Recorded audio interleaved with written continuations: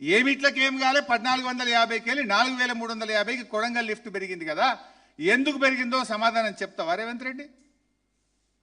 ఇంత చక్కగా 16 లక్షలు ఎక్కడ, 37 లక్షలు ఎక్కడ, 160 టీఎంసీలు ఎక్కడ, 240 టీఎంసీలు ఎక్కడ, 16 టీఎంసీల నిల్వ సామర్థ్యం ఎక్కడ, 141 టీఎంసీల నిల్వ సామర్థ్యం ఎక్కడ? అంటే రేవంత్ రెడ్డి అబద్ధాలు ఆడడానికి ఒక హద్దు ఉండాలయ్యా. నీ ఇంటి పేరు యనుమల రేవంత్ రెడ్డి కాదు, అబద్ధాల రేవంత్ రెడ్డి అని పెట్టుకో, సరిగ్గా సరిపోతుంది నీకు. ఏం మాట్లాడు? నీటి నిల్వ సామర్థ్యం పెరగలేదు, ఎకరాలు పెరగలేదు, ఏం పెరగకుండా ప్రాజెక్ట్ కాస్ట్ పెరిగింది. మరి ఇదేంటి? నోరా మోరా అనేది? What is this? I stand by this. ఇలా తప్పుంటే చెప్పు. I'm ready for any kind of challenge.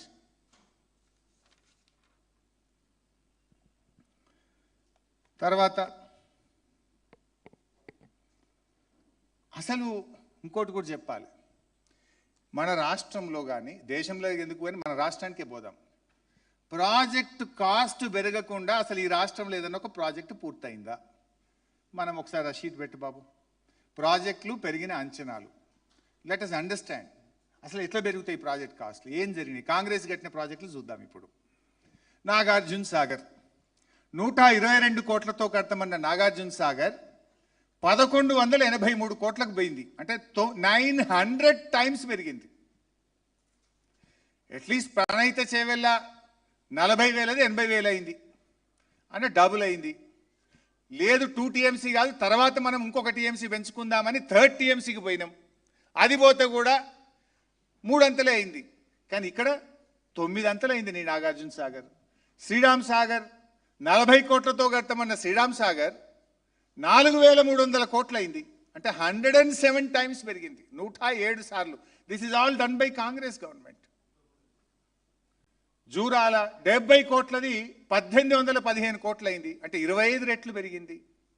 Pulichintala the great Uttam Kumar Reddy తెలంగాణను ముంచి ఆంధ్రకు వారిచ్చిండు. 3వ పంటకు నీళ్ళు ఇవ్వడానికి తెలంగాణను నల్లగొండను ముంచి 3వ పంట కోసం దగ్గరుండి కట్టించిండు ఉత్తమ్. ఆ ఉత్తమ్ కూడా పూర్తిగా R&R ఇయ్యలే. మళ్ళీ బీఆర్ఎస్ ప్రభుత్వం వచ్చినాక నేను ఆ ప్రాంతానికి మా జగదీష్ రెడ్డి గారు చెప్తే వెళ్ళి అక్కడ R&R నష్టపరిహారం అంతా మేమిచ్చినాం. 565 కోట్లది 1816 కోట్లకు, ఇది లేటెస్ట్, 3 అంతలు పెరిగింది. సింగూరు 29 కోట్లది 169 కోట్లు పెరిగింది, 500 టైమ్స్. ఎల్లంపల్లి 900 కోట్లది 2048 కోట్లు, ఇంకా లేటెస్ట్ ఇది వస్తే ఇంకా పెరుగుతుంది, 4000 దాటింది అది. దేవాదుల 6,000 కోట్లకి వెళ్ళి 17,500 కోట్లకు పెరిగింది. అసలు పెరగని ప్రాజెక్టు ఈ దేశంలో కానీ మన ఉమ్మడి ఆంధ్రప్రదేశ్లో కానీ ఎక్కడన్నా అసలు ఒక ప్రాజెక్ట్ ఉందా? Can you show a single project? నీ కొడంగలే చెప్తే కదా ఇప్పుడే 1400కి 4500 అయిందని. అసలు నా దృష్టిలో, to my knowledge, subject to correction, దేశములోనే అతి తక్కువ కాస్ట్ ఎస్కలేషన్తో పూర్తయిన the one and only project is Kaleshwaram project. నువ్వు మెచ్చుకోవాల్సింది పోయి బురద రాజకీయాలు చేస్తున్నావు, చిల్లర రాజకీయాలు చేస్తున్నావు. ఇవి చూడు ఒకసారి, what is the situation in the country. ఆయకట్టు పెరగలేదంటావు, కెపాసిటీ పెరగలేదంటావు, ఇంత పచ్చి అబద్ధాలు మాట్లాడటమా?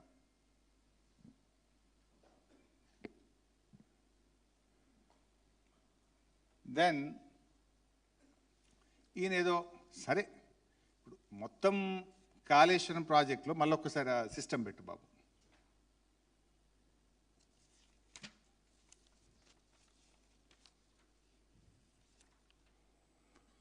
రైట్. ఇప్పుడు రేవంత్ రెడ్డికి పచ్చి అబద్ధాలు మాట్లాడడం అవసరం.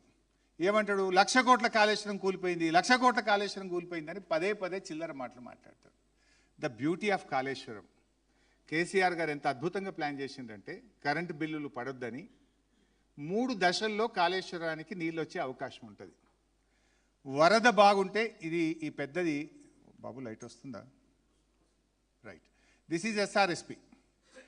గోదావరిలో వరద బాగుంటే ఎస్ఆర్ఎస్పి నుంచి డైరెక్ట్గా ఇది మిడ్ మానేర్కి నీళ్ళు వస్తాయి.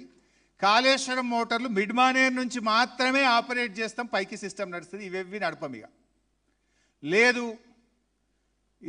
ఇది ఎల్లంపల్లి.